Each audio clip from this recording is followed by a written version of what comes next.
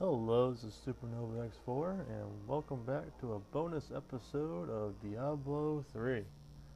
We're back in adventure mode now, and essentially we pretty much, well, you'll see. Thank you for coming here. There are many bounties to undertake nearby. Bounties. Yeah, essentially you kind of become a bounty hunter. You pretty much go down to all these different places and go after all these bounties and take care of all 5 per act. So let me show that off real quick.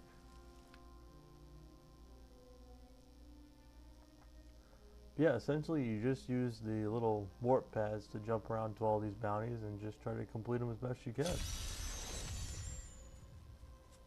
I hear something stirring in the distance. Go, go, go!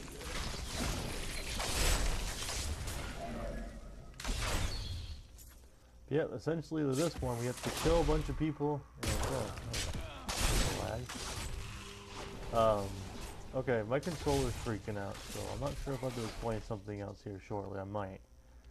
If I do, well, let me just wait a second. Yeah, my controller's freaking out. We need to change the difficulty low now. We need to get ready. When your controller starts shaking, you're not sure what's going on, you'll find out. Oh, hey buddy, what's up? Essentially, this is Nemesis mode. Essentially, he is a fallen comrade that died. And, well, we need to kill him, because he gets some good stuff. You dare attack me? There we go, he's down. Now, I showed him off really quick. But essentially, on harder difficulties, he is insanely difficult. And when other players, say for example, yes, he spawns whoever he kills. Like, so if on your buddy's list he kills them and he jumps away, he can jump into your game and cause trouble. Now that wasn't so bad since it was just one guy, but sometimes it can be up to 5 people he brings with him. And on harder difficulties, it is very difficult. So let's change the difficulty back to expert. And we also got a gift. A gift essentially is sometimes when you kill a certain enemy or nemesis most of the time, you get a gift. Usually you can send back an item back to the player. It doesn't matter really who. It kind of generates on your friends list who's playing this. It's just a rare item, so he's probably not going to want it, but I'll still send it anyway. You might want the God, what was I talking about? The salvage materials. Now, I'm not sure if I explained this or not, but now we get a paragon system. I never really showed that off during the main lunch class. But essentially, we just kind of boost ourselves up more, and that's more for like level 70 or higher. That's where you get the more rewards for that. So let me show off these guys. I'll explain all that in a little bit.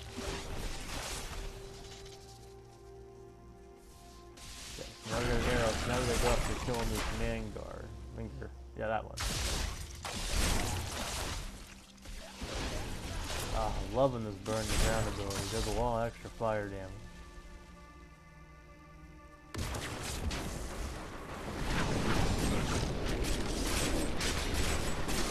Yeah, well, get out of here. How does that feel? On bounty mode, on the adventure mode, you can fight a lot of enemies. So it's usually a good idea to do this if you want to level up for your bounties. But the downside with bounties is you don't usually get a whole lot of legendaries. Like right there, I killed that guy, and I should have got, a legendary item with higher difficulty or usually than fighting your enemies. Didn't see that coming, did you? Usually on bounty mode, you don't get that much rewards. You get, mostly materials, experience, and money. And that's really about that. Yeah. I'll be telling stories about that for a while. So let's head. I'll explain the Paragon real quick. Essentially, you can skill yourself up past 70 once you get there, or you can do it ahead of time if you already have somebody that's doing 70. So here we can throw in points. We can add on more intelligence for damage, vitality for health, movement speed if you think you're slow, and arcane power for the core.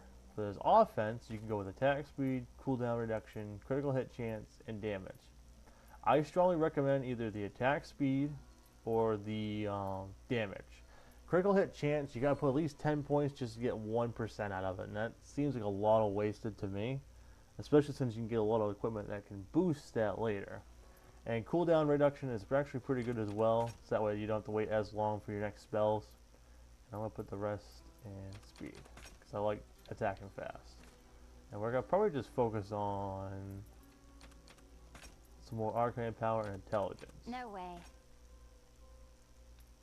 And if you don't have enough, they pretty much say, once you get to a certain point, it says, hey, you can't max it out anymore.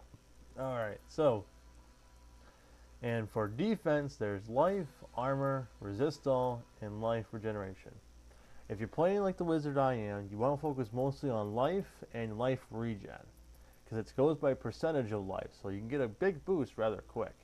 Armor, it's not, you're not really too close and personal with people. If you are, it might be a good idea to go with that. Might be more of like an armor, like barbarian or crusader skills. Resist all, since intelligence boosts that for us, it's not really useful here. And life per second is always useful to get some life back rather quick. And that boosts up per level, so once you hit level 70, you'll see the life per second is actually much higher, so this is going to boost up over time. And we'll take a little more life. And utility is actually a little all over the place on what you can do. There's area effect damage where like every 20% of you attacking, there's a chance that you do area damage around you, which is off your weapon damage. That can be good if you got like a close range build, more for like monks and barbarians, things like that. But for wizards, you mostly want to focus on resource costs, since you are using a lot of power, and life per hit. So we're going to bring down that a little more and get some more on life per hit. And essentially, that's really what you do after level 70, is to keep boosting that ability up, so that way you get stronger. And yeah. So let's head back to town, and I'll explain another thing, and then I'll show you what happens once you finish all 5 bounties. I need to go back. Alright, we're back in town, and if you haven't noticed, I didn't really mention much, in the bottom left hand corner there's a little envelope. What that means is somebody sent you mail. Sometimes it's people just screwing with you, other times it's people actually getting stuff from bosses and sending it to you, and it might be good, it might be bad. There's a way to abuse this ability, and I'm not going to do that. I'm not going to show that off. Too many people have done that already. But let's take a look. Ooh, a legendary dagger. I'll probably salvage it, but whatever. And since we got mail for that same guy, I'm going to send it to him. Usually it's in your inventory. You can just do send, and it asks you if you want to. And it sends it right off to him. So if you want to create mail, you can pick whoever on your list of friends to send it off to. Same guy, and then you just pick an item that you think he would want. The only thing that doesn't work is you can't send back the same item he sent you. So it's kind of a downside to that, but I believe you can send it to somebody else if you wanted to. Let me identify it real quick. That's probably what it wants me to do. Yeah, Pig Slayer. It's alright, I guess. It's not amazing. Actually, the damage is actually quite higher than I was expecting, but I would need to find a source, and I'd have to play around the screw around game, which I might do in a little bit. So, since we identified it, I'm not sure if we're able to send it back to the same guy. Yes, we can. So if it's better for him, it might be an option. But pretty much you select it, and you can just press Y to send it. We're going to take it back, and you can actually send somebody gold. So if you think they're low on funds, you can do that. So that's a nice little system. Can help you out here and there. It's not the best, but it's not the worst either. But let me see what I can do with this Pig Slayer, and I gotta show you off what happens after you do all 5 bounties. And I'll see you guys in a little bit. I was doing the rest of the bounties when I came across this, the Cursed Chest. There's a few items in the game, and usually in bounty mode you find these. where you run across cursed items, a shrine, chest, points. So once you trigger it, usually you have to fight a bunch of enemies. It could be champions, waves of enemies, or at least kill 50 enemies. So let's find out what we got today. Slay the champion.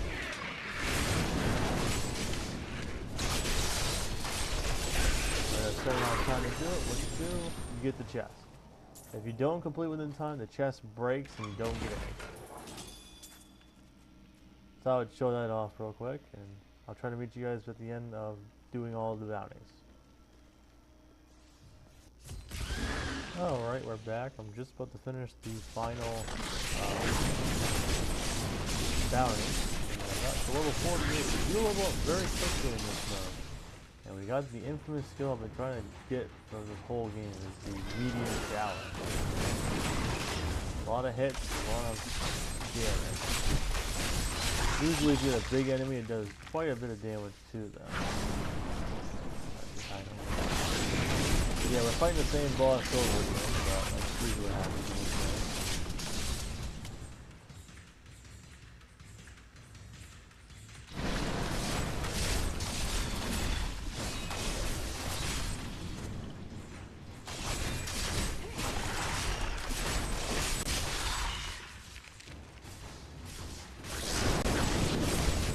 Yeah, we're pretty much doing this all over again. We're going to kill her off and finish up the down.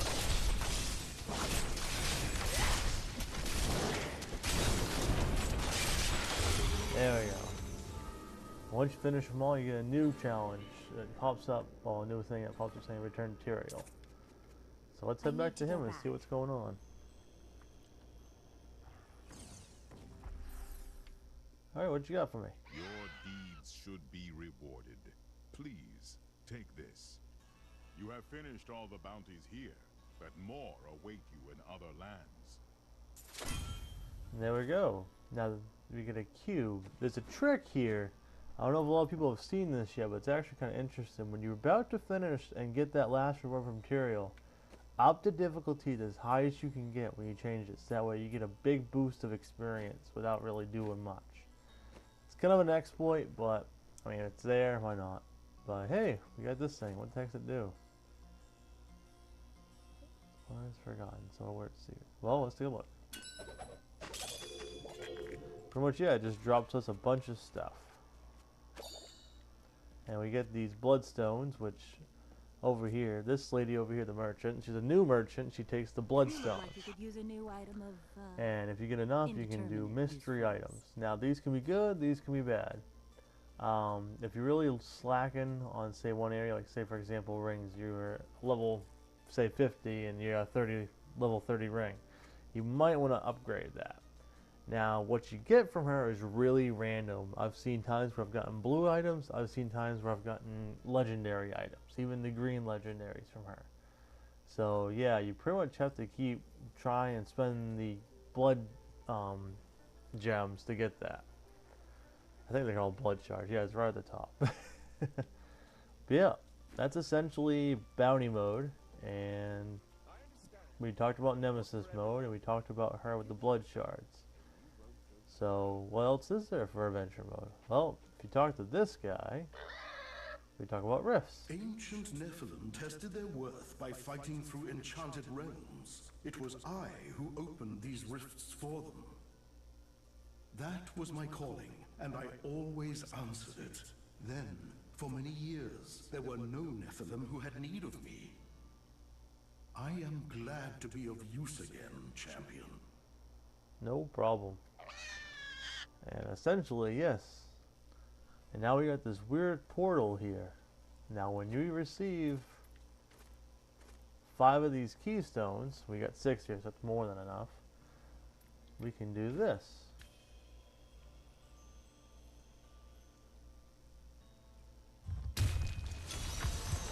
And make a new portal, and this is what introduced the rifts.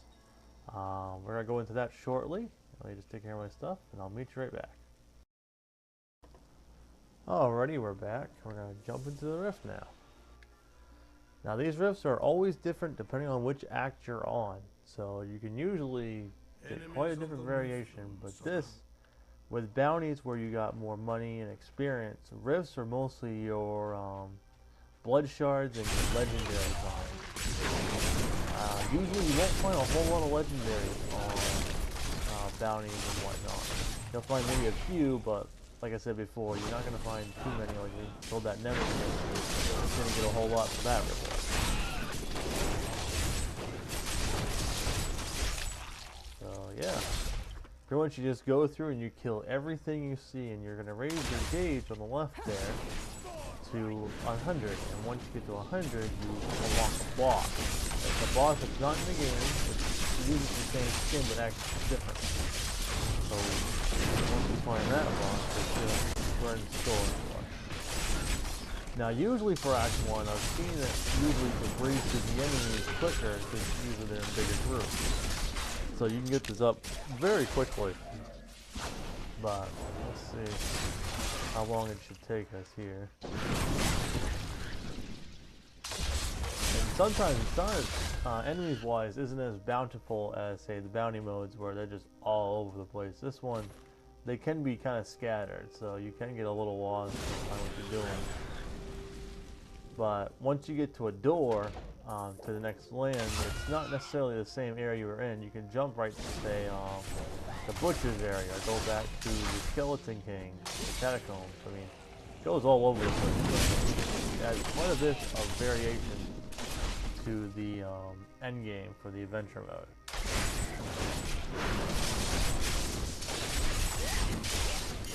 Ooh, see, right there.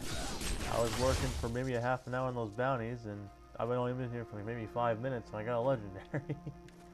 So let's see what we got. Anything good? Slave bonds. It's alright. I mean, it's much better fire damage, so I'm probably going to throw that on. Yeah, I'm just losing a little bit in the critical hit chance, which I'm generating that anyway, so let's throw that on. Don't get any ideas, yes? She's wearing slave bonds.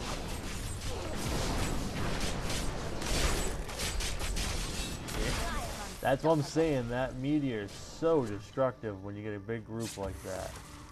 Because it just hits so many, count, at least, yeah, 7 times, and it's about 250% each. Which, doing the math out, with just one only does like say 900, but with all 7 doing that high, it does way more damage. It's just, it's a little more spread out. But if you get like bigger bosses, usually all of them will hit, and it does a ton more damage than just the regular one.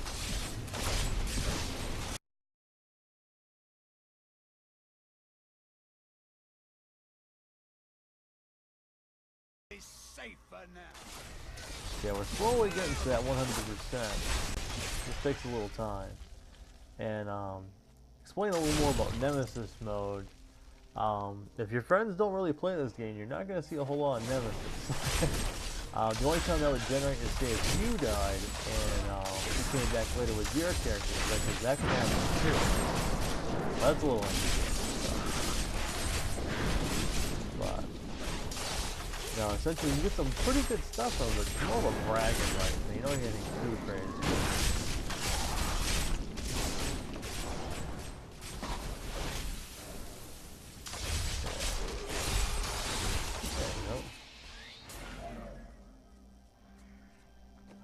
Hurry up, look at my, yeah, see, he's got some crappy stuff. Always remember to keep an eye on your followers, because I didn't realize how, yeah, he's running around with level 8 shields, and he's level 40. Yeah, if you couldn't tell, I'm not really focused on him too much, but it's a pretty good idea to keep your follower a little better or something. Unless you're playing with people online, then you don't have to worry too much.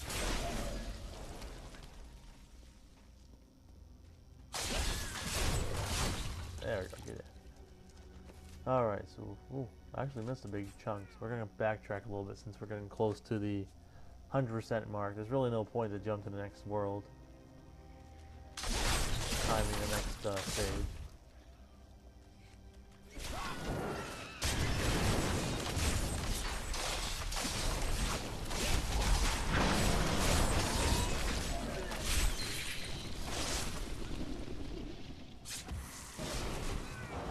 That ghost.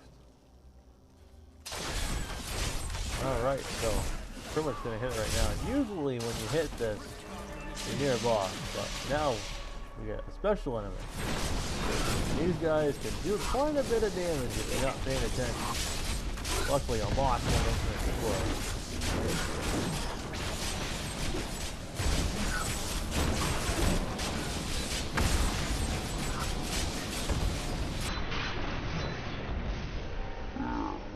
Problem solved. You're dead.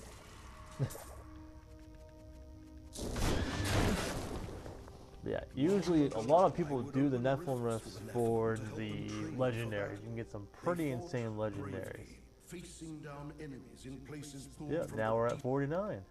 And essentially we just get an upgrade to our Torment. Wave Force actually gets a fire ability at that last star right there. So if you like Wave of Force and are going with a fire build, that's one that you'd go with. Other than that, and Ice Armor got something new, which is the Reflect Ice. I never really liked that one. Yeah, that's essentially adventure mode. You pretty much just grind out. It's pretty much just a grinding fest. And a lot of people like that because Diablo is a grind mode. Actually just makes it more noticeable and works better that way. So once you complete that, you can keep running through the rifts until you get to the very end, which is like a little stone tablet like these at the end of dungeons, and just go back to here. And sometimes you can find quite a bit of legendaries. So some people do that, other people just turn in the quests, which that's what I'm going to do right now. The blood runs true within you. And you get experience and gold. But the Nephilim gate closes. So if you got people in there, it's going to automatically kick them out. So we're going to wait for that timer to go while I take care of my crap. A good choice. So this closes, and then you just reopen it, and then just keep going that way with the Nephilim lifts. So yeah, that's pretty much adventure mode. But what else can you do? I mean, there's still bonuses. I mean, what else is left in the game? I mean, it's not like we can just knock on these doors and, you know, stop healing me. You know, knock on these doors and, oh, guess you can go in here. Hadric's abode. Like, huh? It's an empty room. I don't get it. Well, we'll be explaining that in the next part. I will see you guys later. Have a good day.